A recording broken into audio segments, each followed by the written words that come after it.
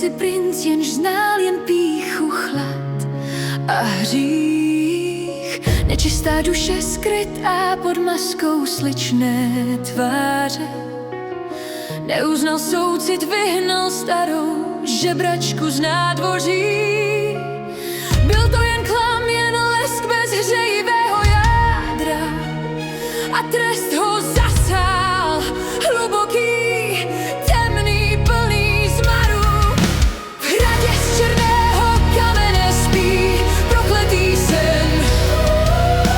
Kletba z ocelových pout bez naděje na den. Si kráska, co vstoupila do temnoty jeskyní. On zvíře, jenž v očích má bolest a provinění.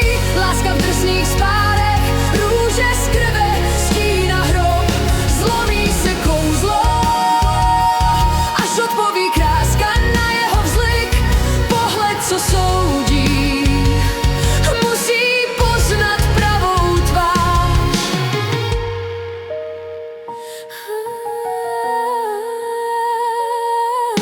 Tma přišla z nenadání, hrom roztrhl oblaka. A z čarovné stařeny zjevila se čarodějka. Vyslovila ortel ostrý jako ledový hrot. Budeš zvířetem, dokud nenajdeš lásku zpět.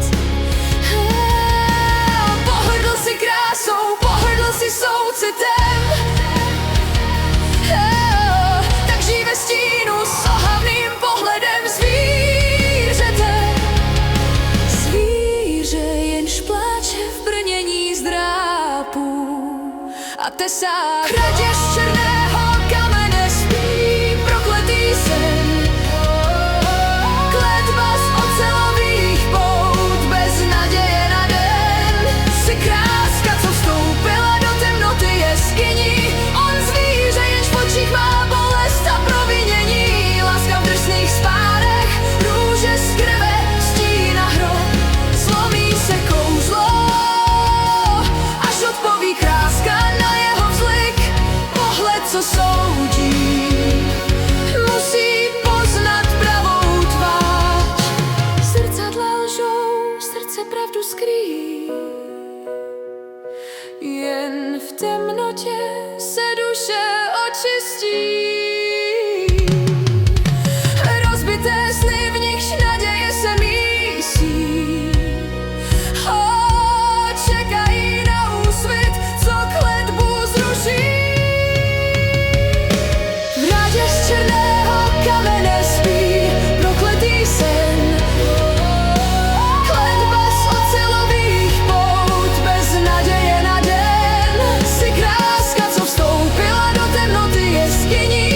On zvíře, jenž v očích má bolest a provinění. Láska v drsných spárech, růže z krve, stína hrob.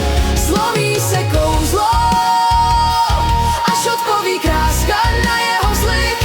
Pohled, co soudí,